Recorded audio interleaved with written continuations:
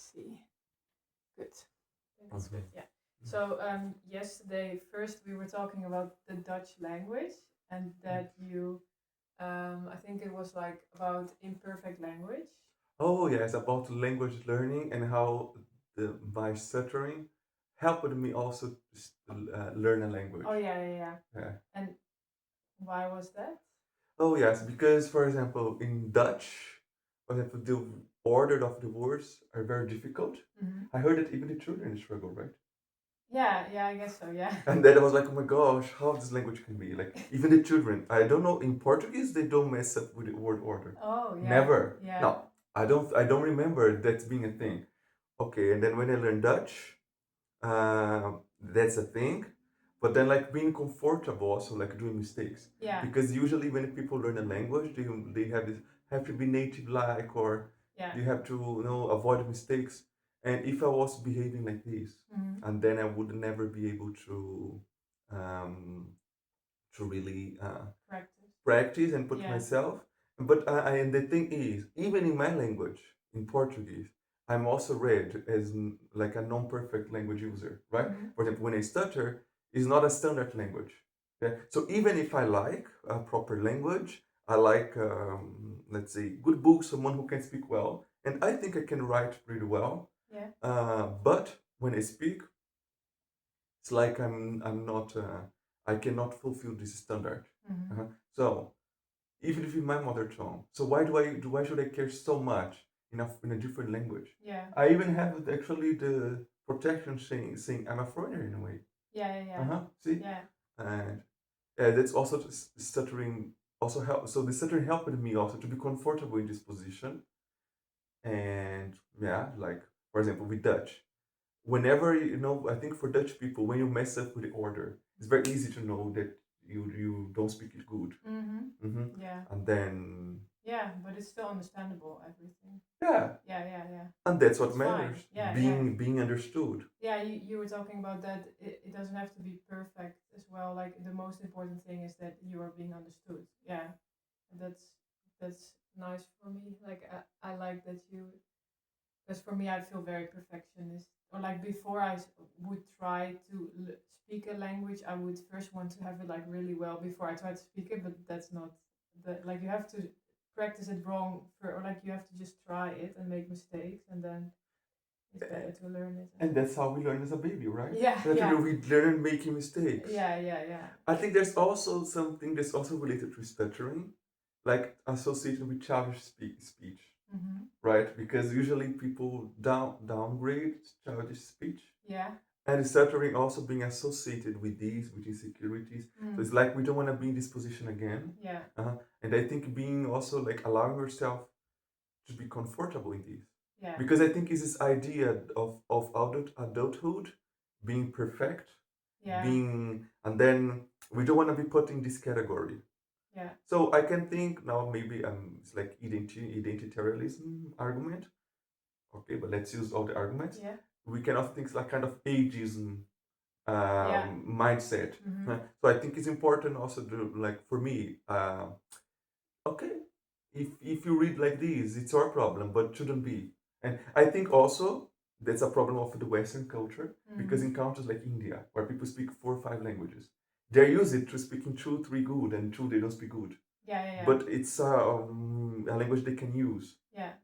So I think that's also something. And you were also talking about yesterday about this perfect language mathematics. Oh yeah. So for example, Esperanto, which is the language I speak the best, my foreign language I speak the best. Because for Esperanto was a language that was an artificial language. It was made for international communication to be neutral language. And then in these discussions of artificial languages, because Esperanto is one attempt, but there are many artificial languages. Yeah. Actually, every language is artificial at some point. Yeah. If you think of the formal Dutch, who can speak this language?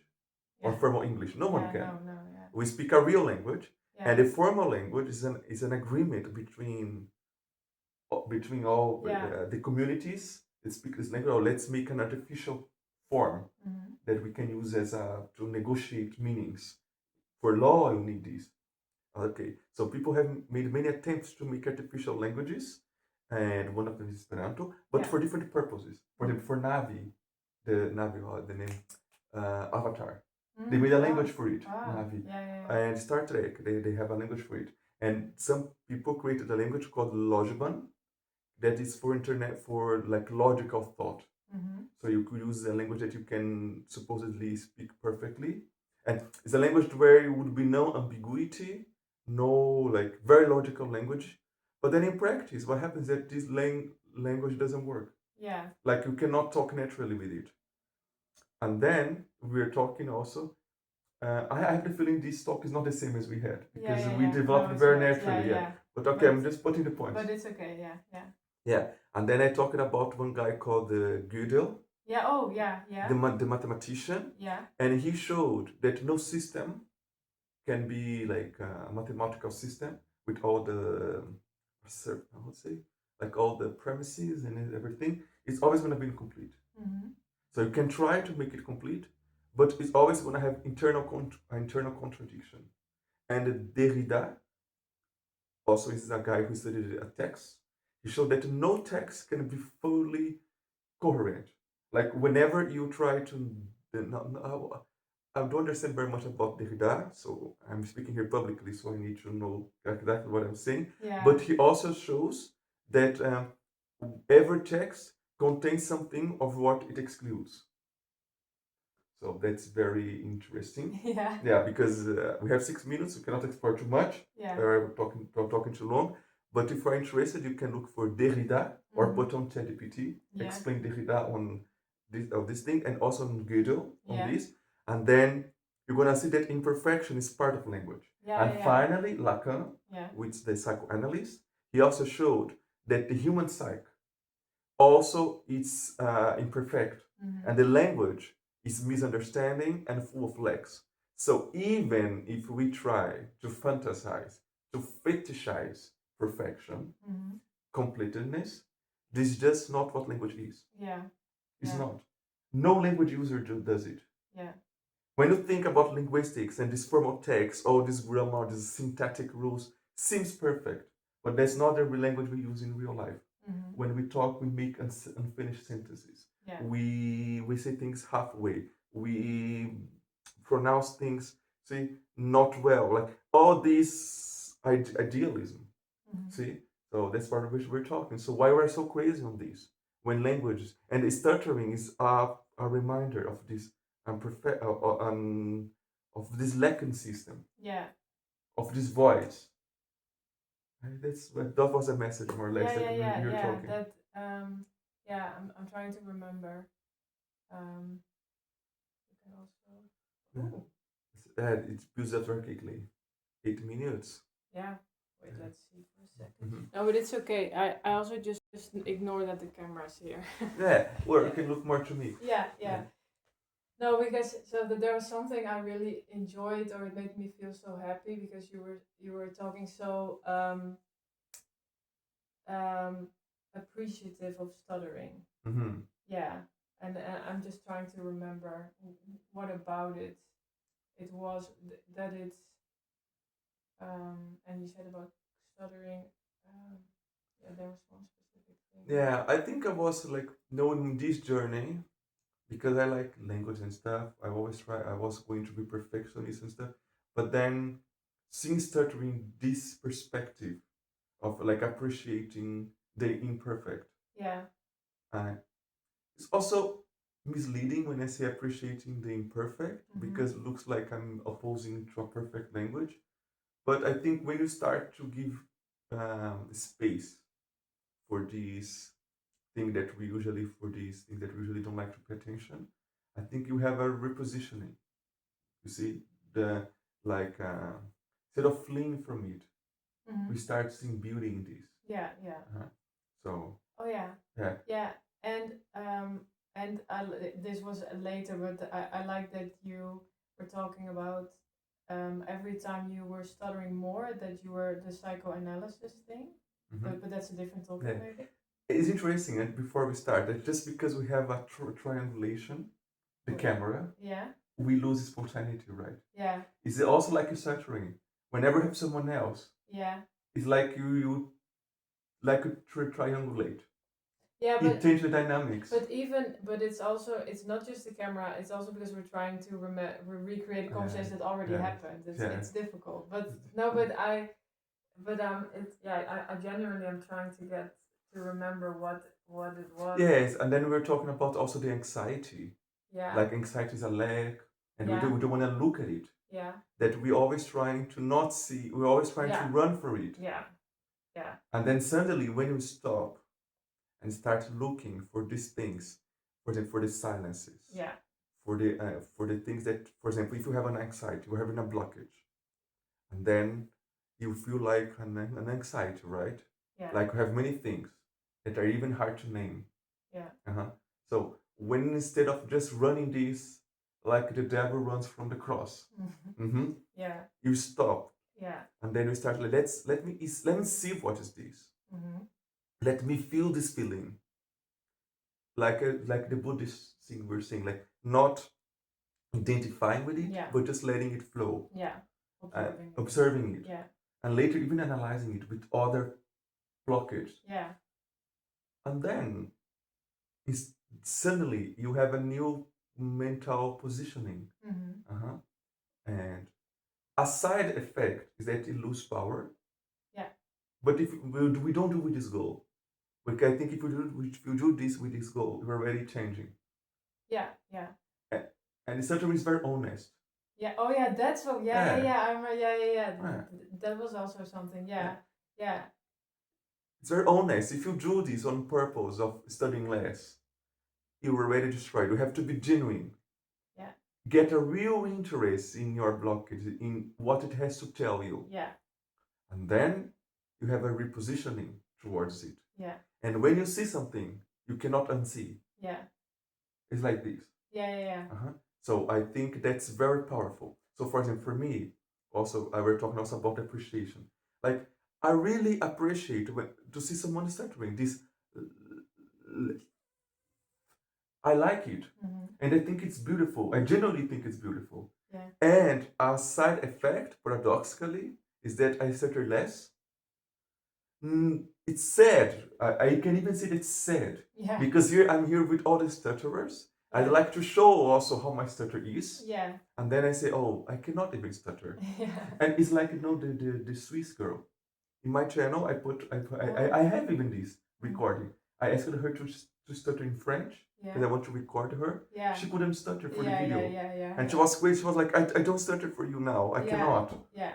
And then we were saying like, wow, how this can be. Like if you have to be genuine. Yeah. We're talking about this, and then when you try to so that's paradox about the stuttering. Yeah. The less you want to stutter, the more you stutter. Yeah.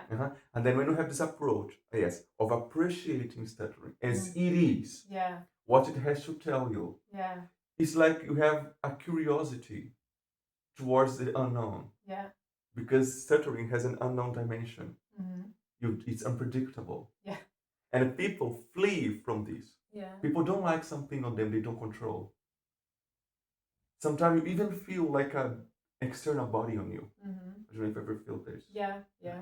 And then when you start looking at this with this positioning, I think something happens by itself. Yeah. It's like you change something in the structure.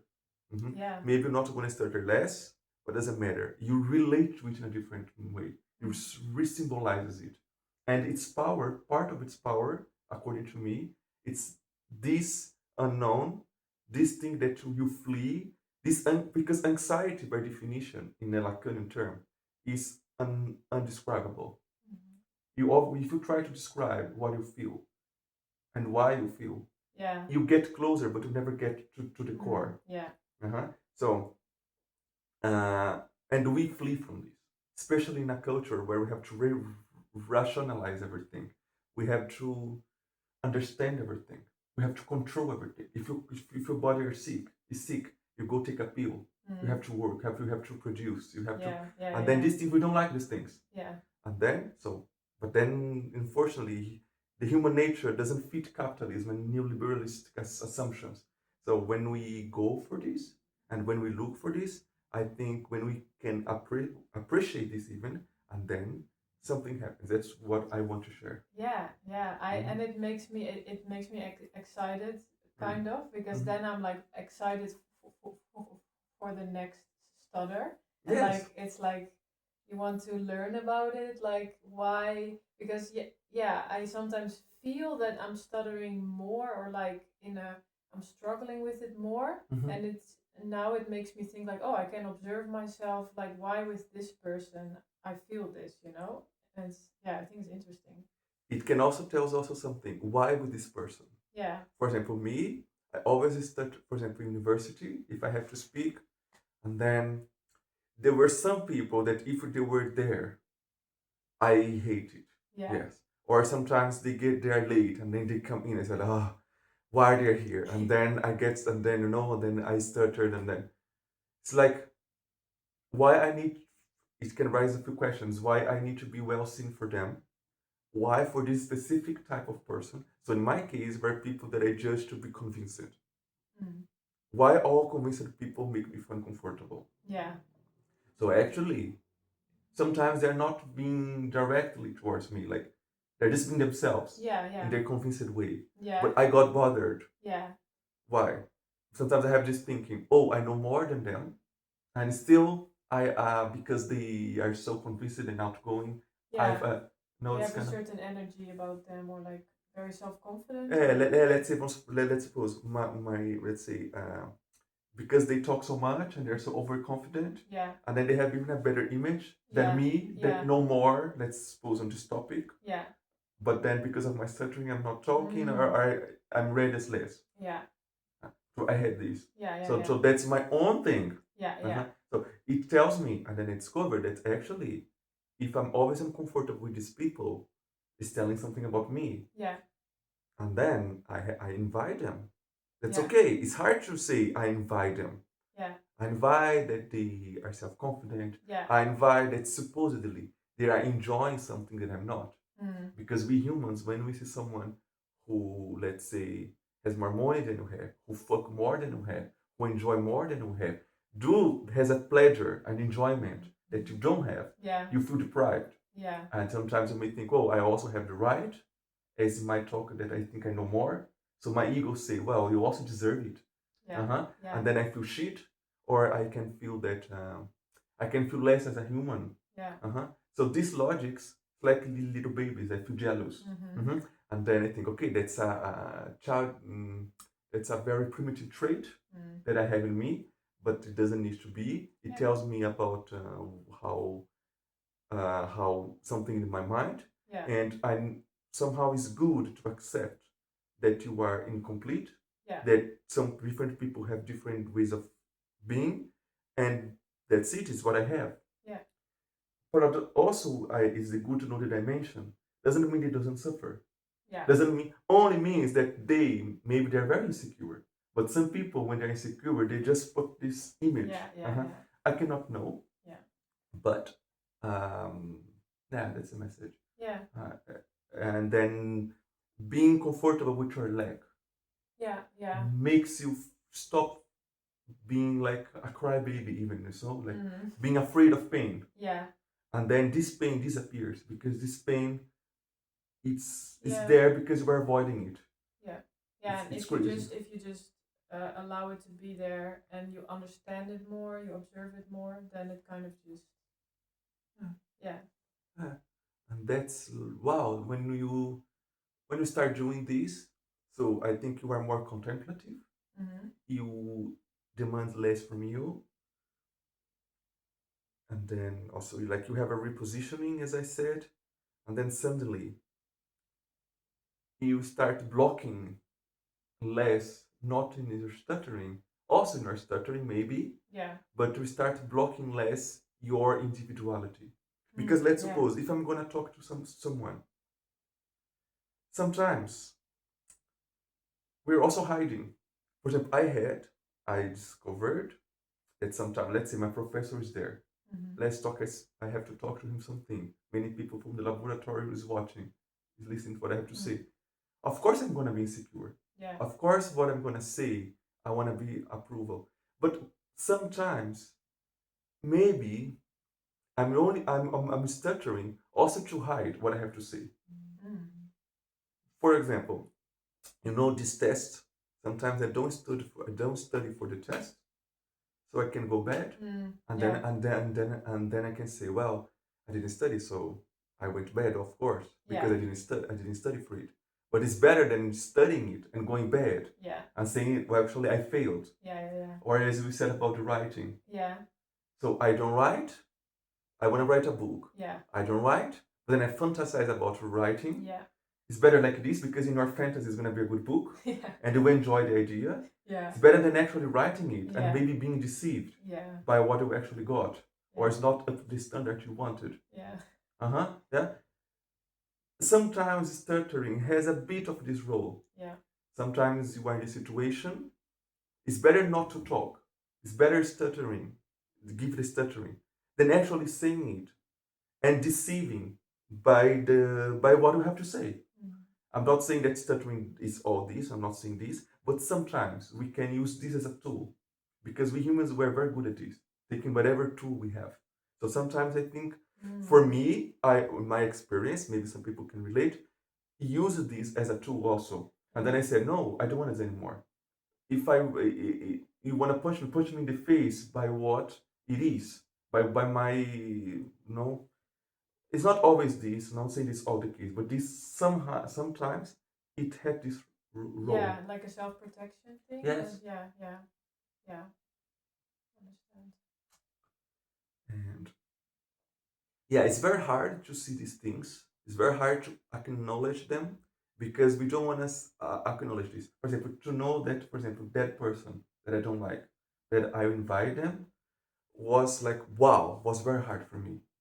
Yeah. Because I don't, like, I hate this person even. Yeah. But that's the thing. As Lacan also puts it, where everything you love too much or you hate too much, this, the thing that you, first, like if you don't care about something, and then you really don't care. For Yeah. example, I don't care. So there are kinds of people that don't care. But then, but if this person is provoking you, Yeah. It means something. then you are not indifferent to it. Yeah. It touched something in you. Yeah. That's why also some people who talks about, I think Zizek, he tells that the real tolerance for immigrants, for anything, he says it's when you don't care. Yeah. Like you don't care, Yeah. like black or white, Chinese or Arabic, I don't Yeah. care. Like make no difference. But then if you have all the time to even to be defending, for example, no, I like it. You are defending to yourself. So why you have to reinforce it so much? Yeah. Or why you hate it so much?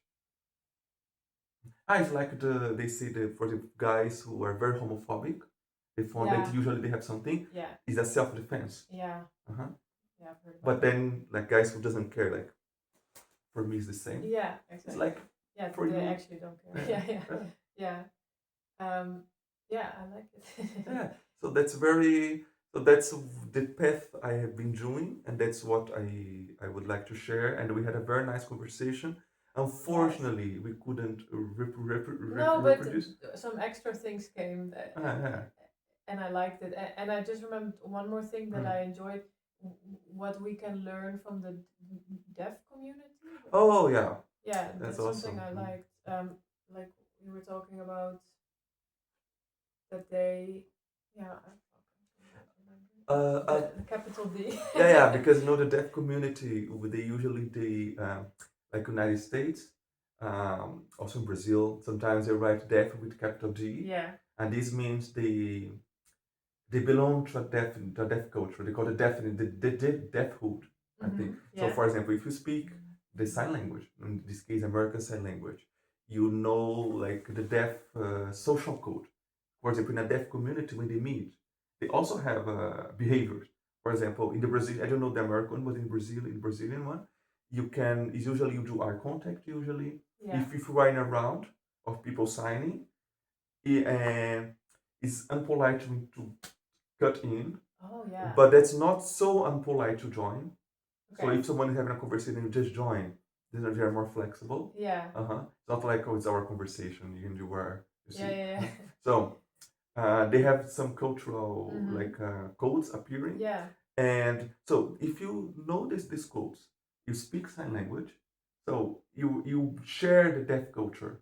You know the famous people in the deaf culture. You know Yeah. all these things. So you not only deaf, you are a captive. You write with capital D to show that you Yeah. belong to this It's like culture. a rich thing. Like it's not like it's not that they want to get rid of their deafness. It's like it's nice to It's be nice. yeah. In Brazil, they don't consider being deaf as a disability. Yeah. Not all deafs, but usually, like if they are in the booth, they don't consider. And Yeah. if you tell us a disability, they don't like. Yeah. So we call deficiente. And if being surdo, não é deficiente. Não é. Like, it's different. So, and Yeah, then yeah. it is nice that they put themselves like this. They consider it as being a difference. Yeah. So it has nothing to do with. So they say that from the ableist, like we like because yeah, they say like it's not a less thing, it's a difference. Yeah, yeah. Uh-huh. And then, for example, in Bali, in the north of Bali, there's a language called Katakolok, and in this island they have a deaf god. In this island, or in this village, Yeah. they have you can type Katakolok, Mhm. and they have like a deaf god, and it's one of the few communities where you have a sign language also between the hearing community. Oh, See, yeah. so you have Nice. like let's say 20,000 people, and you have like let's say 100 deaf, and but everyone can sign. Yeah. Because they also have a Yeah. deaf god, and for That's them culture. being deaf is not something negative. Yeah. And then what I'm saying is because maybe we can learn from them. Yeah. Maybe we can learn of seeing this as a difference. Yeah. And not something negative. And one advantage of the deaf community that we have a language, not a language, an accent, Yeah. transnational even. Yeah. So I think if we could be more proud of this accent Yeah. and being more empowered by it, I think we can progress. But I understand they have a language that kind of isolates a bit, so they could be faster. And I think the deaf community are even more advanced, at least in Brazil, than the blind community. Because I have a blind friend, and according to what he tells me, the deaf is more advanced on this. Okay. So they stutter much more. I think also has to do with because we fluctuate, right? As we were talking. Yeah, yeah. Sometimes you stutter, sometimes you don't. So you take like, oh, it's my fault. Yeah. Yeah. So it's not. It's like I can get rid of it. Yeah. But if you understand, it fluctuates, and that's the nature. Yeah. It fluctuates. Yeah. So sometimes you're gonna be, sometimes you're gonna be not. But even when you are not, if I'm in a good day, Yeah. I don't stutter today. I didn't in this talk, but let's suppose. But by the fact that I think, oh, I'm not stuttering. Yeah. That's the logic of stuttering. Yeah, yeah. That's still a part of stuttering. Yes. Yeah, yeah. So you are still in the continuum. Yeah. From one side to the other. Yeah, that's so Yeah. true. Yeah. So actually, that's see. Yeah. So if we can understand this, that's what it is, and stuttering is like this. Yeah. And then I think we can start developing something. Yeah. Because otherwise, you starting feeling less stuttering, and then you feel, I don't stutter anymore. I have passability. That's not my thing anymore. Yeah. It's sad. Yeah. Yeah. And yeah, so I think that's very interesting also. But I'm very happy. Thank you very much for the conversation. And thank you very much also for the videos because you inspired me. Thank you. Yes, you inspired really. And I think we need more people who can discuss stuttering in this light. In discussing stuttering by what it is, not by what it's supposed to be or not to be. Yeah. I'm really happy that I really like listening to you. Like just listening and like absorbing all the information because it's such a new or so many new perspectives and a lot of so many things. So I'm just like yes. Oh, Yeah. I think this whole video I'm just saying yes. Oh, thank Yeah, you, thank you. I got enthusiastic also. Yeah, But good. I- Good, that's good. Because it's not easy to find, because even the stuttering community is not easy to find people who are open to this. Yeah. Because I think I'm you hoping, you require a level of maturity Because of course, when you just enter the community, Yeah. and then it takes some time to Mhm. I understand. Yeah. Yeah. Yeah, I like it. All right. Yes. Okay, so thank you very much. Thank And you. yes, thank you. Bye bye.